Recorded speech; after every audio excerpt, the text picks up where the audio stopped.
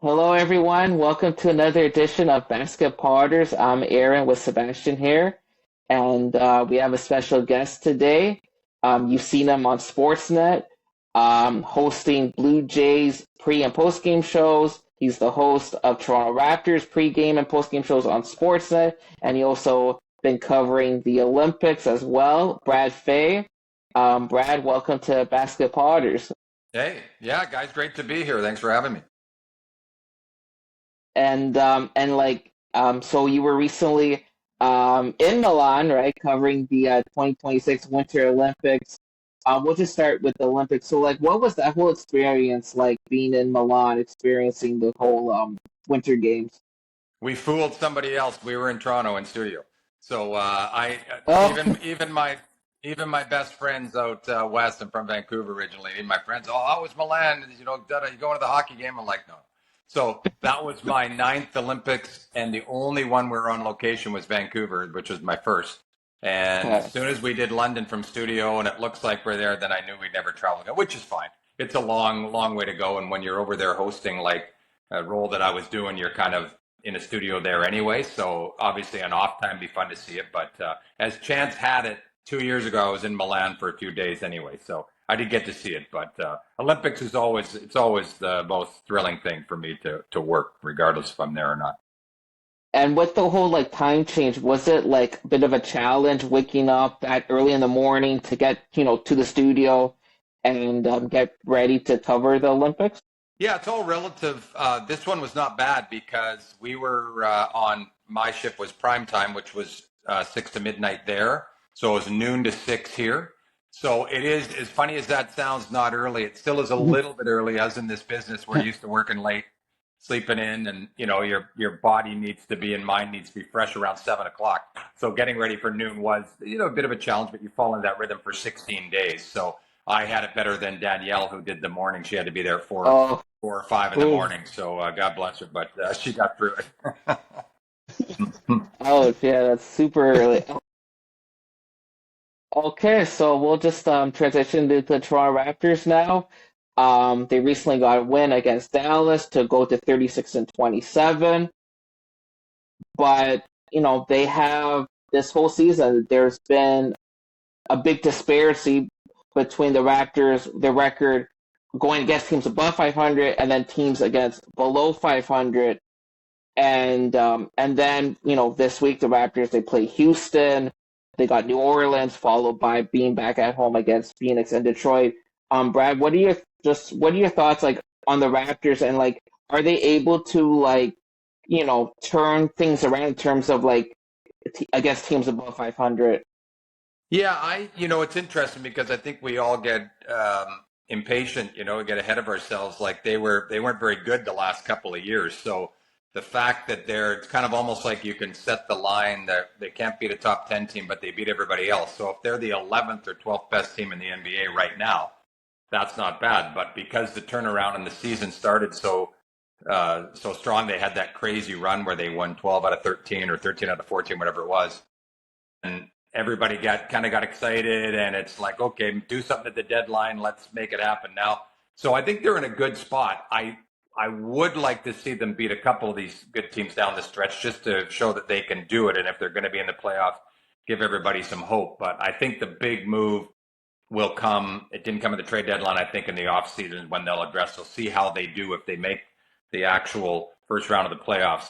See what they need, see how they look, and but I like where they are. It's frustrating as it is, I know, for fans. Not only that they lose to those teams, but they're not in it. They lose badly, and then they seem to beat everybody quite handily. So on the other end, so it's a very interesting season. But it's the first year to me in a nice 5 year window. Kind of reminds me of 2014, 2015 when Kyle and DeMar came together and they built and built, and then finally made the big move to put them over the top. So hopefully that's where they're headed. So I know you mentioned about them being in the playoffs. So I was just wondering, do you think so when they're in the games against the good teams, they have a lead and then they blow it close to the end of the game? Do you think that's something because they're still a young team, or do you think it's just them lacking a couple of positions that they could get better in, or how do you see that? Yeah, I just noticed the Lowry and DeRozan jerseys behind you, by the way. That was good. Oh Perfect timing. yeah. Maybe that's subliminally got into my head. Yeah, we talked about this. I mentioned to both Sherm and Matt, and Matt obviously played in the NBA for a long time, played high level professionally, played for the national team. As Steve Nash's backcourt member when they went to the Olympics. So they've been in those situations, and I said, you can't say, if I ask you, you can't say it's a combination. Is it these teams being that much better, or is it the Raptors learning? And Sherm's answer stuck with me because he said, just like that group that I mentioned from before in the mid 2000s, they had to learn to win. And all of a sudden, by the time those guys left, if they had, and I wouldn't change things up now, but if Fred VanVleet was still here and Pascal was here, they know how to win, and they went through that process. The Raptors couldn't beat Cleveland all those years, and they were a better team, I think, the last couple of years, but it always got to the fourth quarter, and they couldn't pull it out. So I think it's these teams are better than them, but it's also learning how to win. They've got the guy and the closer in Ingram who's been great in situations, but it just seems it just gets a little fast for them. And as Matt Bonner says, they get out of what got them there. They play very fast and fast break and scrambly and defensive and all that, and then they get to the late stages and they go to isolation ball and it just doesn't work. So it's that process of learning how to put teams away. So that'll be something to watch between now and the end of the season for sure. So do you think how do you see this team faring in the playoffs? Do you think they'll be like a first round kind of team, or do you see them maybe going a little farther, or how do you see the Raptors faring in the playoffs this season? Yeah, I think right now that the big key is to get there, not have to do the play in, and it's tightening up. I mean, we talked about it last night. All of a sudden behind them, there's teams are getting hot. Atlanta's hot. Miami's gotten a win streak right on their tails. Look out for Charlotte, which is ridiculous to think they would be a factor. So get to the top six, I think, to me, is the goal for this year. And if they have to go through the play-in to get in the top eight, fine. It's hard to see them beating any of those teams because all the teams that have their number are the ones they're going to have to play. It's New York. Cleveland now with Harden is different. But all the teams that they just don't seem to have that matchup with Boston. Even without Tatum, they can't handle Boston. So maybe the hope is like a Detroit Falls and a team with no experience like that, and that's the 2-7 or 3-6 type of matchup, maybe a chance. But I think the goal, if they can go beyond a sweep, go 5 or 6 games in the playoffs, get that taste for this group, see what they need, and then adjust. But who knows? It wouldn't shock me if they beat anybody, because when they find their gear, they can give teams trouble. But if I had to predict right now, I'd say a decent first round, pushing it to 6 games, say.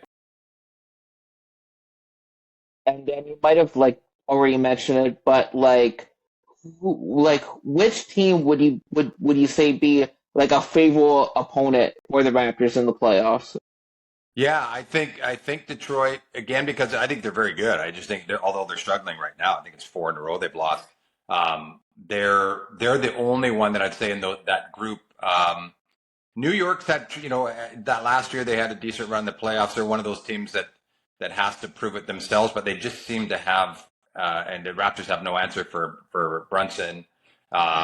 Cleveland now with Harden the way they're going, it's really hard to find a matchup unless they somehow go on a run here and get into the top 4 or top 3, and then they're playing, an Orlando or a Miami or Atlanta that slips in there somehow. That would be the only way, but that seems to be maybe out of reach now. So it's very interesting to say that but the only teams are those 4 basically that are ahead of them. Everybody else in the East, I think they could beat. So it's just kind of a strange year the way it's unfolded. For sure. And then also recently, the Raptors 905, they signed, NBA first overall pick, Markelle Fultz. And he played with them for 1 game so far, put up 4 points, 5 assists. But where do you see Markelle Fultz being part of the Toronto Raptors down the stretch? Yeah, I think it's a great it's a long shot, but it's a guy with pedigree and he had that ability. And that was one of those weird ones. I remember when he went first, everybody was surprised, and then he started to show signs and then got hurt and never really got back over it. So I think the 905 in that kind of situation is fantastic because you can just throw it out there, and I don't see him having a place, but I think that the Jamal Shed who's been great, and then he had a couple of really tough games. The one in Minnesota in particular, you can't gauge everything like that, but I think they're probably hedging their bets that you need to have good guard play. And if there's a chance that, that Fultz can get there and give you some key minutes at some point, but it's a free one. Like I said, it's an absolute freebie. Let's see what he does, and it's not going to cost you anything beyond the veteran minimum and everything else. So it's I would say now I don't see him being a part of it, but it's kind of fun to have a big name like that floating around. So speaking of the Raptors additions, so how do you see the Raptors at the deadline? Like, what grade would you give them? And was there someone maybe that you hoped that the Raptors would have gotten at the deadline as well? Yeah, I mean, I think they're always going to be in the rumors of the big names, so that got everybody excited. And then and the Sabonis they announced a day later or whatever that he's done for the year, so they dodged a bullet there. I think the only thing I thought they might get is a little more in the way of a backup big.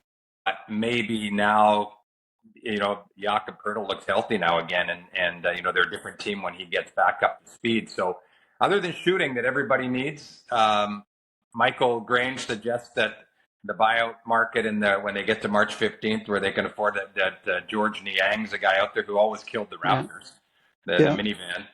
So shooting is what they lack more than anything. So I don't think, I would have been shocked if they gave up too much of the deadline. If the big deal landed in their lap, then great. But I wasn't expecting more than a little bit of tinkering.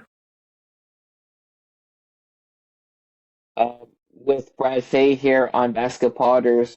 Brad, so March Madness is coming up very soon. What team do you think wins March Madness, and are there teams who you're rooting for? Well, I'm a Duke guy, and this goes back to well before they started winning everything. And it's an interesting story. I always could tell so many people Duke fan, yeah, big deal, way to go step off the edge of the cliff. But so I was in high school in Vancouver, and we used to get the Seattle high school basketball games. Back when a lot of live sports was on TV, would get the state championship. And Quinn Snyder, who now coaches in the NBA, was playing at a school called Mercer Island, and he was always the coolest. So we watch him on TV, and he wore number 10. I started wearing number 10 because of him. So they won the state championship, and I remember my buddies and I still laugh. The score was something like 36-28 in a championship game. 8-minute quarters, no shot. Anyway, long story short, they said on the broadcast that he's going to Duke next year. At that point, I was getting into college basketball. The state teams. Indiana and Kentucky, and we're west of Washington and Oregon. And it's like, what is Duke? I had no idea. And he ended up there on as the sixth man on the first good team that Krzyzewski had at Duke. And so he went to 3 Final Fours in 4 years, and then he ended up obviously having a great path coaching a lot of those guys that play for him do. So I always followed Duke, and they're always good. I think they've got another shot this year. The NCAA has changed so much because you don't get to see the build-up. Guys usually leave to go to the NBA, or they go somewhere else for more money. But I said the other night, we're talking about the Rookie of the Year race in the NBA. It's going to be Flagg or Knippel. They both played for Duke last year, and Duke loses in the semifinals. How did Houston beat that team? So if you ask me, and then out west, I got a little soft spot for Gonzaga because I played college basketball in Calgary, and Gonzaga was the local TV there that we got. So a lot of times now everything's so national, but in the dark ages for me, very long time ago, you only got to see certain teams. And so they became one that I just like the name. They weren't any good. And in the first year I did the NCAA tournament with Jack Armstrong, 99 or 2000, they made their first run, and they've been good ever since. So I like when the big name teams are there, but it's such a great event. It's looking outside now with the weather finally. I know it's going to get cold again this week, but seeing the sun just makes me think of this time of year when the tournament starts. It's the Thursday and Friday of the tournament, maybe the greatest thing in all of sports. Just nirvana for basketball fans, right? So since we're talking about the weather and everything outside, how it's getting better and all that, I have a hypothetical for you. So what do you think about the NBA having an outdoor game? What are your thoughts on that? Because I was thinking, I don't know how in Canada we do it out here, But I mean, if we could somehow make that work, what do you think about an outdoor NBA Well, game? it's pretty cool. Like it's an interesting plan that nobody really really has thought about. It's like I think I remember the Globetrotters played on an aircraft carrier some years ago or something like that. But yeah, if you had the right team, and you could a lot of different places you could play it. Like at a tennis stadium, you could do it there, kind of thing. I think that'll be fun. Anything like that that's gimmicky, I think people will go once. I think the NHL has crossed there's too many now. The outdoor games don't have the same feeling. And I love when they ask the players, "Oh, does this remind you of your days growing up?" And they're all like, "No, we don't play outdoors. Everybody's got indoor rinks now." It's like guys from 50 years ago grew up playing on the river. You don't have to do that. These guys are sent off to, their camps and what do you call institutions that have that hockey all year round, everything else. So, but yeah, that's a neat idea. I never thought of that, but So another question too. So how do you think the NBA can fix the All-Star game and All-Star weekend in your opinion? Yeah, the only thing I like that they went to international, had an international team. The only way I think it's ever saved is if they actually had U.S. versus the world, like a Ryder Cup, U.S. and Europe, and because right now the time would be to do it is right now because European or the world team is better. I mean, the five starters on the world team are probably the five best players in the league. When you go Shea and Jokic and Doncic and Giannis, like it's crazy when you start to think about these guys. So that would be great because I feel like as soon as the Americans lost it once or twice, then the pride would kick in. But it just doesn't seem the players care, and it somehow got away. When I grew up in Magic Johnson, Isaiah Thomas days of the All-Star game, it was one of the must-see events, and the scores were normal. It was 132, 129. Now it's they had to keep shortening because it got to be where it's 202 to 198 or something. And so I'd like to see something competitive, but otherwise I don't know what they could do anymore. And part of it is that we do have every game on TV. That used to be one of the ones that you would see, maybe you'd get 20 a year or something like that. And that would be the one where you got to see everybody finally. Not sure. So I was also wondering too. So it seems like all the Raptors players, when they're in the voting, they always have to rely on the coaches to vote them in. What do you think's up with the voting in Toronto? Do you think we're still more hockey centric and not so much basketball oriented, where everyone just cares more about hockey still, or do you think it's another reason, or how do you see that? Yeah, I think that's changing. I have two boys, teenagers, and they're way more into they'd be basketball first, baseball second, and hockey is kind of an afterthought. So I think for so long hockey was passed down, and basketball is more accessible and more, the time, the sort of time span for the minds has changed. So basketball, you get a mini drama every 24 seconds, right? So where hockey, you're waiting and waiting, and playoff hockey is fantastic.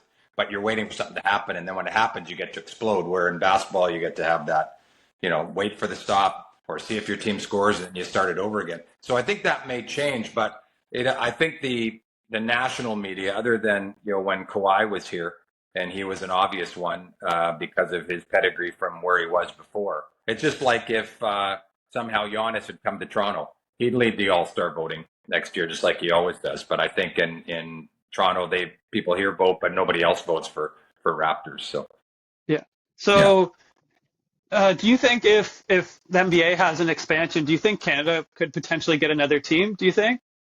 I don't know. I mean, that was in Vancouver when they got there, and that they just got a bad. They were shafted in every aspect. I mean, the Raptors were too. We're not allowed to have the first pick for the first few years, and the Raptors got Vince Carter, which changed everything. And that was right when I moved out to Toronto. So I don't know if that ship sailed. I always thought Vancouver. I always hoped Steve Nash would be involved with he knows so many people with a lot of money. He has a lot of money. I thought that might be the way to go. I know that it's going to be almost for sure Vegas and Seattle next. So with Seattle coming in there, it's 2 hours from Vancouver. That might be a tough one to sell. It'd be like Buffalo getting an NBA team and Toronto having that territorial thing. So my guess is not, unfortunately, but I know that Montreal has kind of pushed for one, and maybe because it didn't work in Vancouver, then they may not look there again. Who knows? Oh, okay. Yeah. And like a big issue this season in the NBA has been tanking. Mm. Indiana and Utah got fined by the NBA for tanking. So Brad, to put you on the spot, what would your solution be to tanking? Yeah, a few years ago I came up. My idea was, and then someone quickly, I'll tell you what the hole in it is. But my idea was that all the teams that miss the playoffs, then they play a tournament, and the team that wins the tournament, and you play it in the week before the playoffs start, and it's one game single elimination like a March Madness. The team that wins the tournament gets first pick, so you have to eventually win something. The problem is that, as a few guys pointed out to me, said the players, they don't necessarily like, the owners want it, the fans want it, but the players don't necessarily want to have first pick because it means someone's going to take their job, perhaps, right? So how hard would the players play in that situation? It is really tough. Like it's just gotten ridiculous, and you buy a ticket, you want to see somebody play, and guys are sitting out and everything else. I get it, like it's the only way to make yourselves better, but the restrictions I'd put on it are where you can't have, say you can't have a top 4 pick 2 years in a row or something like that. So you tank and you get it. You can't do, what team's done and then do it again because somebody gets hurt and start over. But it's a really difficult one because now you're talking about the players and the teams need to be completely honest, because you could say, oh, I've got a sore ankle, that's why he's not playing. And how do you prove that? It gets to be a legal matter at that point. But I hate it. I just think it's really a black eye on the league and all sports right now. For sure. For sure. Yeah, So, no, absolutely. And then it was recently too that it's been like over like Instagram. I've seen on Instagram where it's like the top two potentially picks in this upcoming draft. Those guys might stay with college, in the NCAA and play another year. And if that were to happen, then the teams who are quote unquote tanking, they won't be happy with that. So just what are your thoughts, like, if that were to transpire? Yeah, that was, they almost, the rumor was that Cooper Flagg was going to stay when they lost the semifinal at Duke. And it's like he could make almost as much money. He'd make, like, people talk about $5 or $6 million from the NIL to stay. And so that's going to be a factor. Players might be able to say, oh, I don't want to go play for New Orleans or, a bad organization. So I'll just play one more year and wait my time out, because you couldn't do that before. You'd have to risk getting injured. Now you're getting paid anyway. So that's a tough one. And if a team tanks, sometimes you almost feel like, yeah, well, good on you if that's what happens. Although the Raptors have done it themselves, right? So it's and it worked out with Scotty and what that was famous with Masai with the play-in for what or whatever. But it's a really, really tough one, and maybe Yeah. I don't know if the lottery odds need to be changing, whether it's equal for all the teams that miss or whether it's stacked way more just for the top, like the very bottom team. So you can't just tank and be in the bottom 4 or 5 and have the same chance. I don't know how they do that, but I'm sure that minds way above us in the NBA are working on it every day, trying to. so I have a question for you, Raptors related here. So who would you have on your Raptors Mount Rushmore if you had to choose out of everyone all time? That we've had that discussion recently. Definitely would be Vince, Kyle, and Kawhi for sure.